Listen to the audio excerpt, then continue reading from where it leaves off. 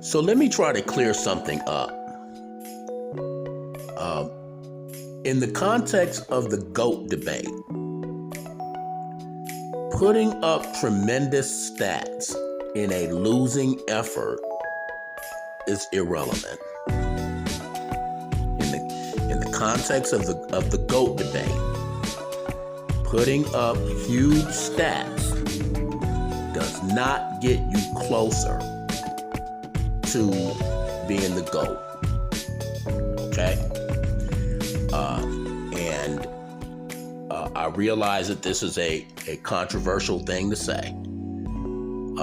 And I will say in my opinion,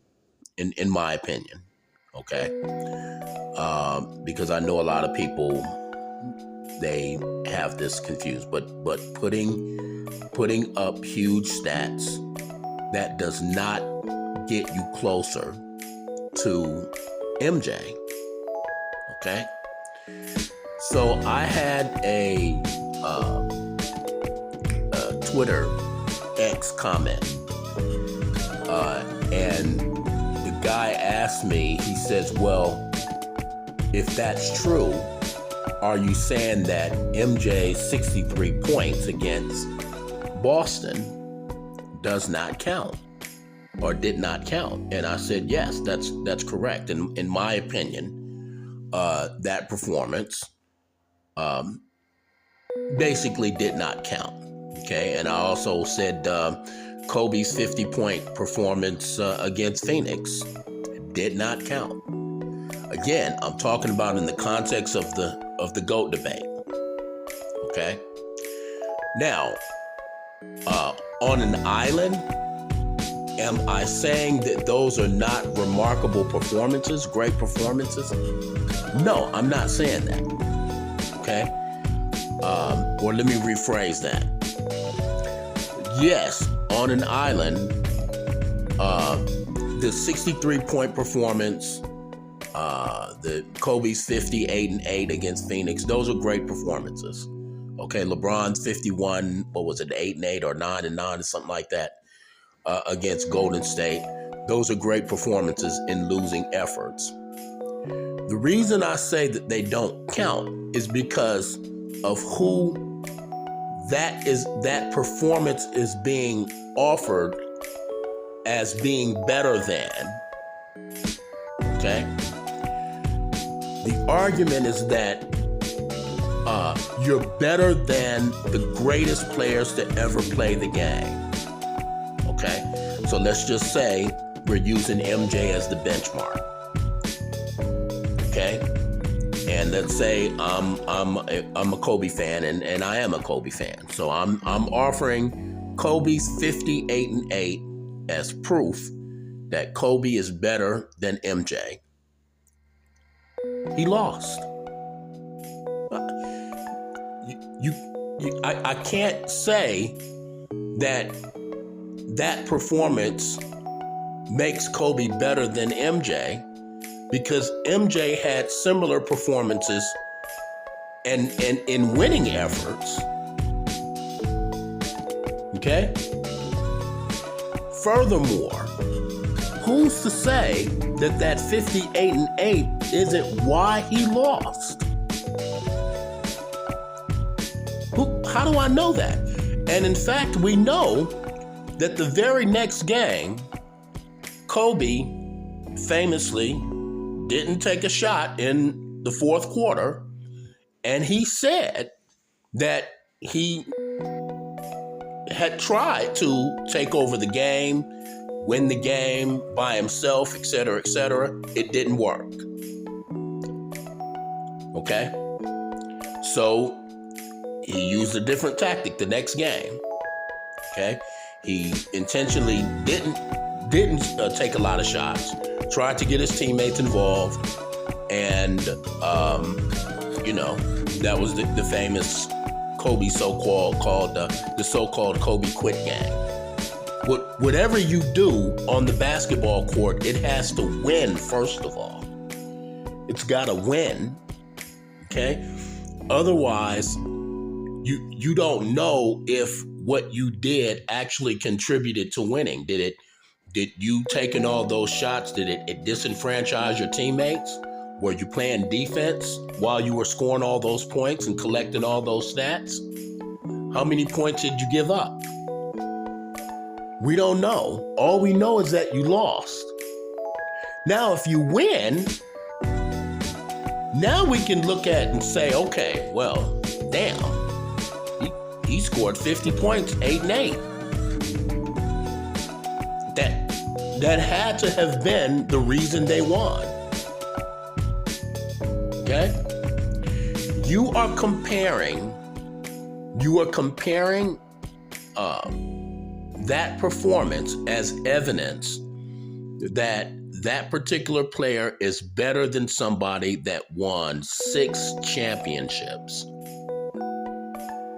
How do you get closer to that with a loss? Okay? How do I offer a loss as evidence that I'm closer to MJ, that Kobe is closer to MJ when I lost? Okay? Let's say I'm representing, and on this channel, that's what I do. I'm making the case that Kobe is better, and I offer as Kobe being better than MJ a losing effort. That doesn't count. You got to start from now. You can say this. You can say that given the reasonable opportunities to win, Kobe did a better job of winning.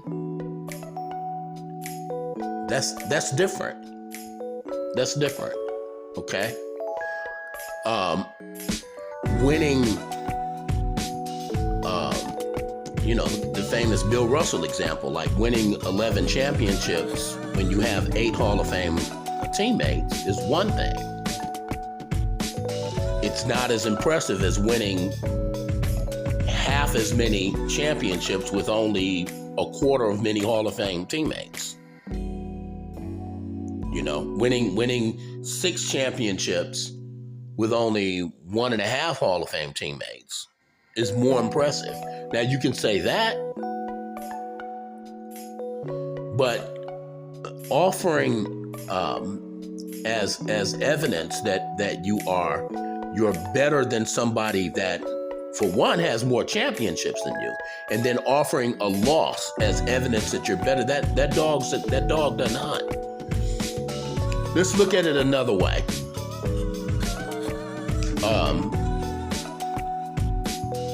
I use the example of recording artists. Okay. Left on an Island, is Beyonce a tremendous singer? Yes. Is she a tremendous singer compared to Whitney Houston? No. Okay? Is Justin Bieber, Drake, Rihanna, are all these people huge recording artists? Yes. Are they Michael Jackson? No. Okay? You can't offer Taylor Swift's latest hit song as evidence of being better than Michael Jackson. Any conversation of being a bigger recording artist than Michael Jackson's gotta start with an album that sells better or at least as well as Thriller. Now, I don't know how you would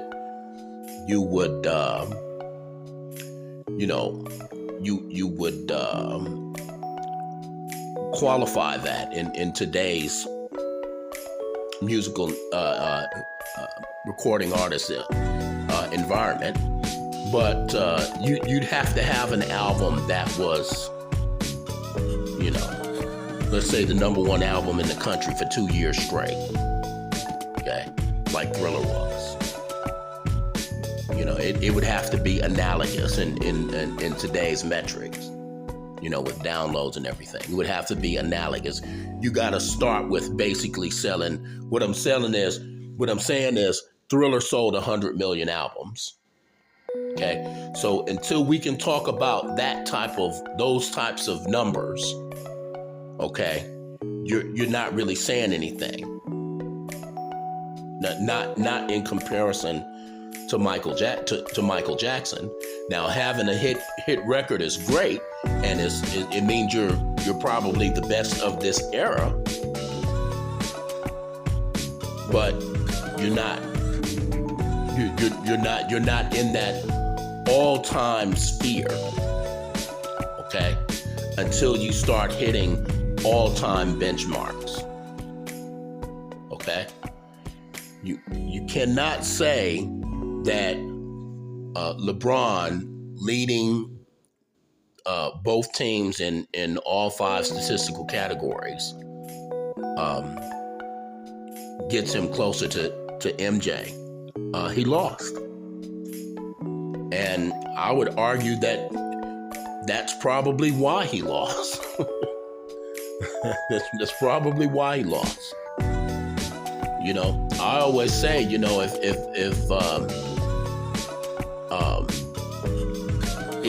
LeBron had a couple of Robin rings, he'd be the GOAT.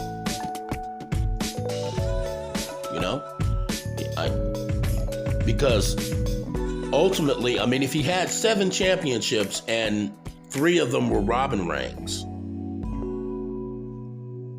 what would be an MJ fan's argument?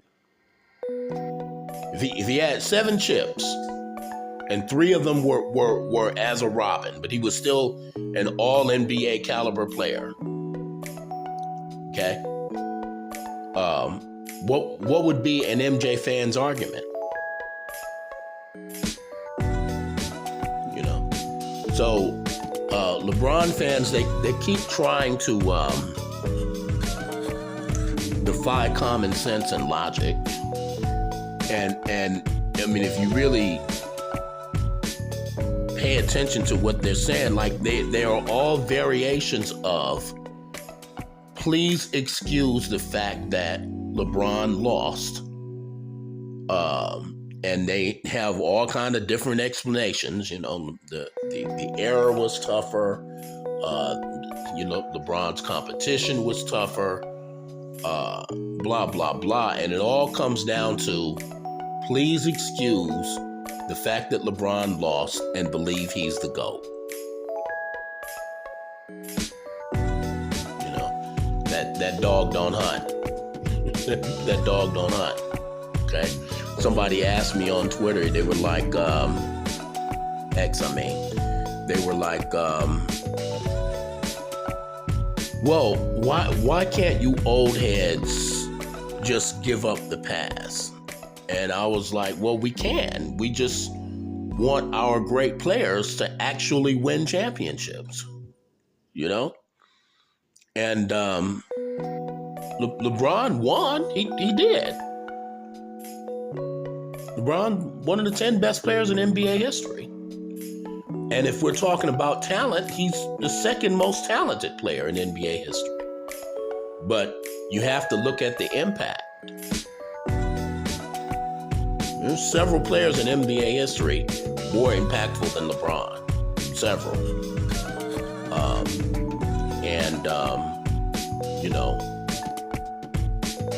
Offering great performances and losing efforts, that doesn't cut it.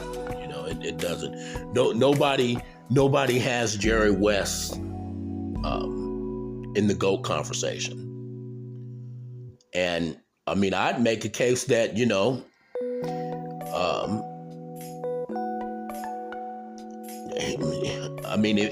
if you were to take winning off the table, he would be.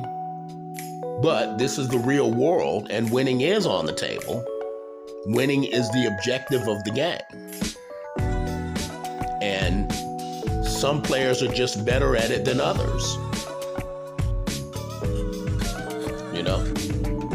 As a matter of fact, that's exactly what Jerry West said. He was asked about Bill Russell, who said Bill Russell had a way of making the no names on the team play better. And that's why, even though he would come out and he would have a hell of a game, he always fell short. You've got to win the game. You've got to win the game, or it just doesn't. Not in the context of the GOAT debate. Now, if you want to say, LeBron is a great player, look at what he did in game 1 of the 2018 finals. Of course, yeah, that's amazing. That's amazing, But if you want to start calling him the GOAT, I don't want to hear about losses. I don't want to hear that. I don't want to hear about losses.